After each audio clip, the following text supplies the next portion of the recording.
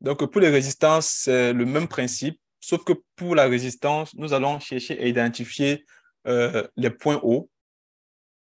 Donc, là, nous sommes juste le graphique du Bitcoin. Alors, j'étais d'abord en daily. Euh, Déjà, est-ce que ça, c'est un point haut? Parce qu'ils sont encore là. Donc, merci, Lydie Nelson. Donc, cassé veut dire que le prix a bien traversé. Donc, là, c'est un point haut. Est-ce que là, c'est un point haut aussi? Bon, selon le contexte, il y a une théorie selon laquelle ça peut être considéré comme un point haut, mais tout ça, c'est détaillé dans la formation. Donc, ça, on va dire oui, ça, c'est un point haut. En rouge, ça, c'est un point haut. Ça aussi, c'est un point haut. Ça aussi, c'est un point haut. Vous voyez, donc, il y a identifié d'abord les points hauts. Ensuite, vous les reliez entre eux. Ça, c'est la base. Toujours identifier les points hauts. Malheureusement, faute de temps, sinon on aurait vu comment tracer aussi avec certains indicateurs. Mais là, on va d'abord se limiter aux choses basiques. Donc là, après avoir donc identifié mes points hauts, comme ceci, qu'est-ce que je fais? Je prends ma règle,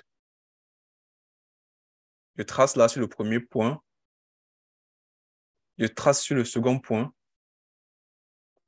et je trace aussi sur... Bon, là, on voit déjà que le premier point passe avec le quatrième point. Maintenant, qu'est-ce qu'on a dit? On prend notre rectangle pour tracer notre zone de support, notre zone de résistance autant pour moi. Donc là, je prends mon rectangle, je me mets là, comme ceci. Je peux tracer à partir du haut ou bien à partir du bas, c'est pareil. Donc là, je vais prendre la résistance qui était là-haut et comme ceci. Et ensuite, je retire mes traits.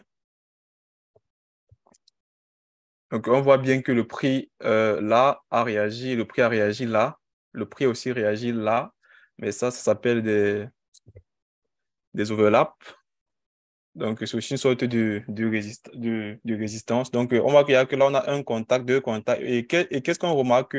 Si on allonge vers le futur, dans le futur temps pour moi, on voit que dans la même zone, le prix a réagi comme office de résistance. Donc là, vraiment, on voit il y a eu vraiment un, un combat entre acheteurs et vendeurs.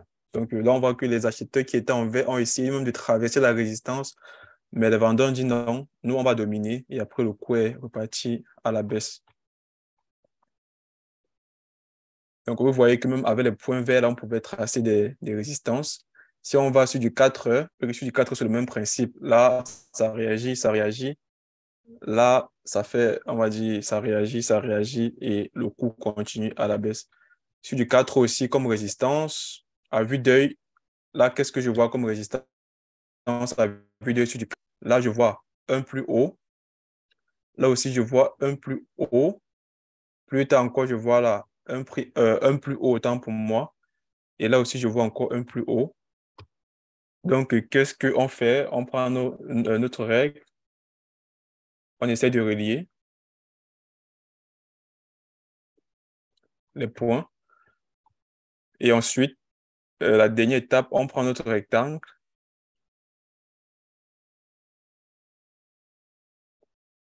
et on trace notre zone. Donc là, on peut tracer deux zones. On peut tracer cette zone-ci.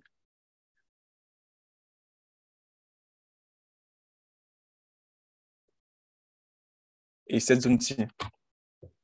Donc, et je sais qu'il y a une question du genre, comment déterminer l'épaisseur du rectangle? Donc, ça dépend de tout un chacun. Chacun détermine l'épaisseur du rectangle. Ah, qu'est-ce qu'on voit? Là, on voit qu'on avait deux résistances. Là, qu'est-ce qu'on peut voir? Que le prix, après avoir traversé la première résistance, est allé se coincer dans la deuxième résistance qui était juste au-dessus de la première résistance. Donc là, on voit un contact, deux contacts, trois contacts. Ici, on voit un contact, deux contacts. Donc ici, on avance vers le futur, dans le futur temps pour moi, on voit que notre zone de résistance a été franchie. Donc, le prix a bien traversé. Donc, du moins, c'est un peu ça, la méthodologie, comment tracer ces supports de résistance. Comme j'ai dit, c'est l'application qui rendra ça facile au tracé. C'est pas facile au début d'identifier souvent des points hauts, des points bas. Mais une fois que vous entraînez constamment, ça devient, on va dire, comme un jeu d'enfant. À vue d'œil, vous pouvez détecter facilement vos zones de support ou bien de résistance. Donc, et les supports et les résistances aussi, on va dire, c'est la base analyse technique.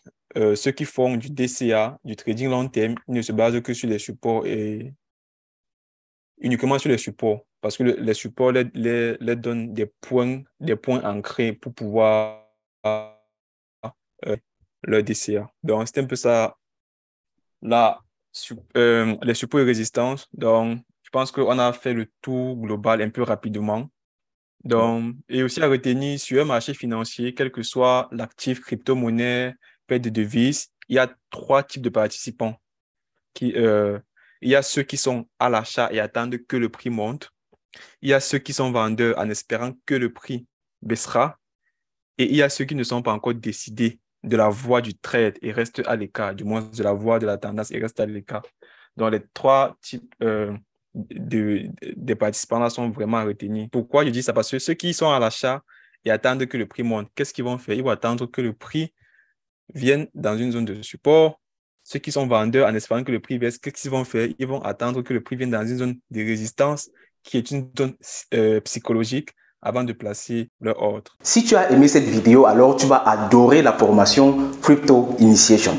Crypto Initiation, c'est tout simplement l'initiation la plus complète en crypto-monnaie et blockchain pour les débutants et les novices. Cette formation a été mise sur pied dans l'unique objectif de favoriser une adoption de masse des crypto-monnaies en Afrique, en formant un maximum d'Africains à la compréhension et à l'utilisation des crypto-monnaies, que ce soit comme moyen de paiement, comme moyen de transfert ou même comme moyen d'investissement.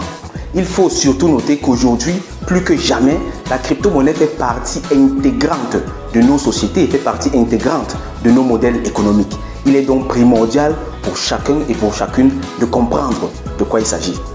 Aussi très important, c'est de savoir que la crypto-monnaie en Europe, en Asie ou en Amérique n'est pas la même chose que la crypto-monnaie en Afrique.